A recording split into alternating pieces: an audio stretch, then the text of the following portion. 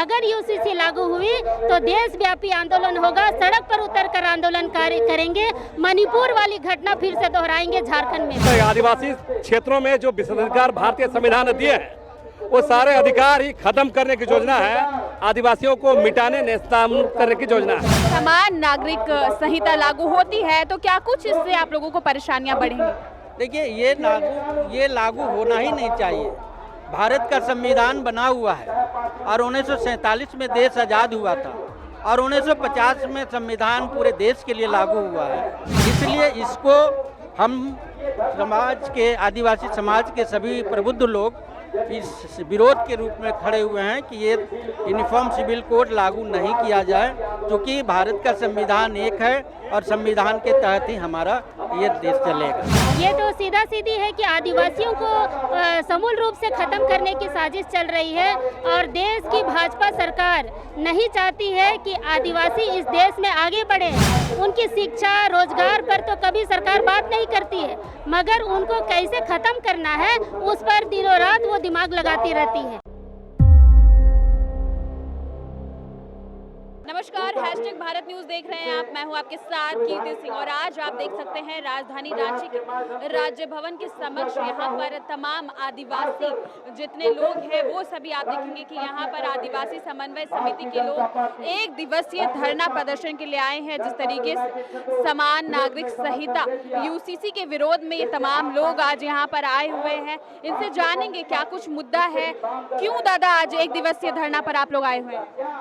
आज भारत सरकार के जो लॉ कमीशन ऑफ इंडिया के द्वारा यूनिफॉर्म सिविल कोड लागू करने का जो प्रयास है, उस संबंध में हमारे पूरे भारत देश में इस तरह का कोड लागू नहीं किया जाए, उसके लिए हम लोग धरना प्रदर्शन में खासकर आदिवासी समाज ने रखा है।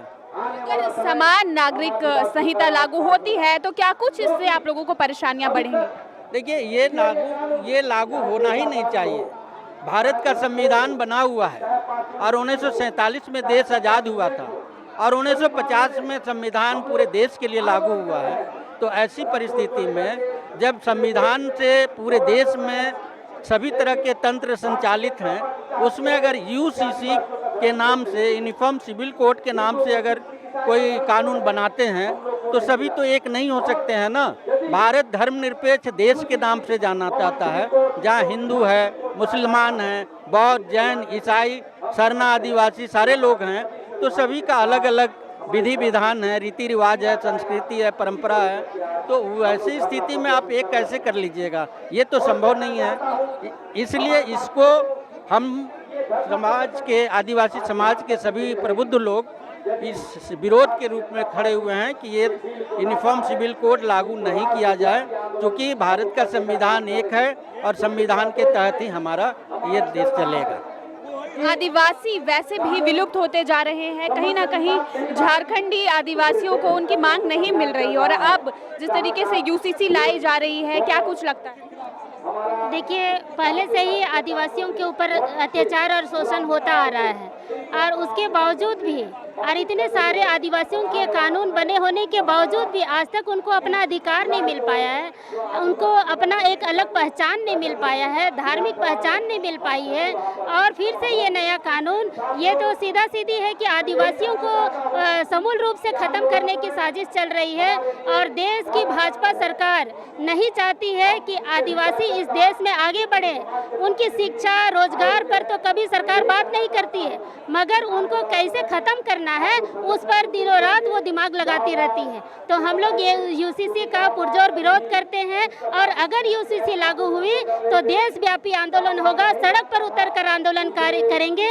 मणिपुर वाली घटना फिर से दोहराएंगे झारखंड में भी। बिल्कुल बड़ी बात कही है इन्होंने कि अगर यूसीसी लागू की जाती है तो देशव्यापी आंदोलन होगा और जिस तरीके से मणिपुर में आंदोलन चल रहा है, इनका कहना है कि मणिपुर का जो आपने देखा था घटना वो यहाँ दोहराया जा सकता है। तो इस तरीके से तमाम जितने आदिवासी जो झारखंड राज्य के हैं ये सभी आज यहाँ एक दिवसीय धरना पर आए हुए हैं अपनी मांगों को लेकर के। और जिस तरीके से समान नागरिक संहिता लाई जा रही है, दादा इससे क्या कुछ प्रभाव पड़ेगा, क्यों आज धरना दे रहे हैं?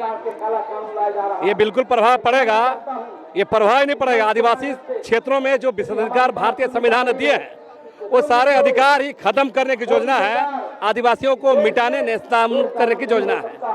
जैसा आपको पता है कि भारतीय संविधान ने आपको 244 अनुच्छेद 244 है, भारत का जो मौलिक अधिकार वो प्रभावित होंगे।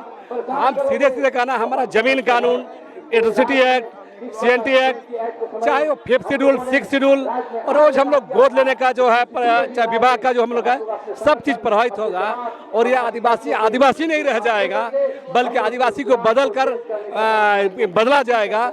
हम इसी का विरोध कर रहे हैं। देख सकते हैं हमारे साथ अभी प्रेम शाही मुंडा जी भी है।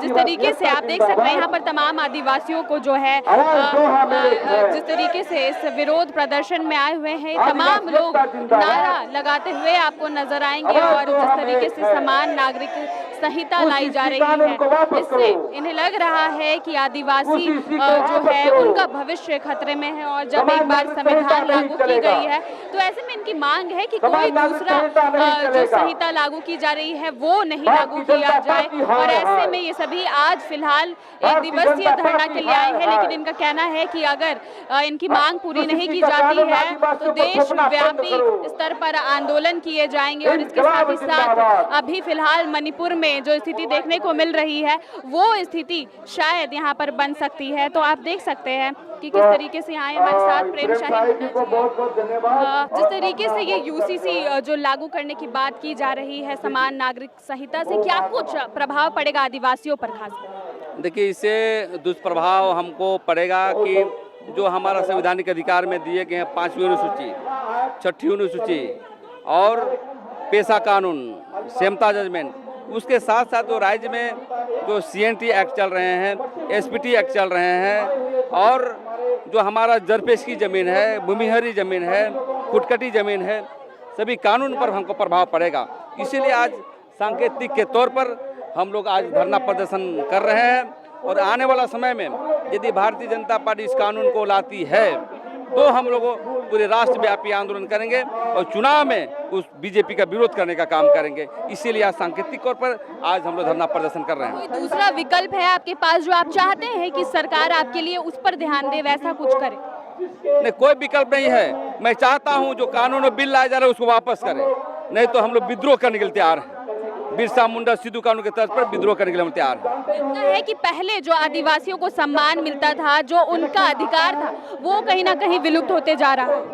बिल्कुल बिल्कुल, आपने देखा होगा मीडिया के माध्यम से, जो कल मध्य प्रदेश में एक आदिवासी बच्चे को पेशाब किया जा रहा है, UCC लागू नहीं हुआ और पेशाब किया जा रहा है।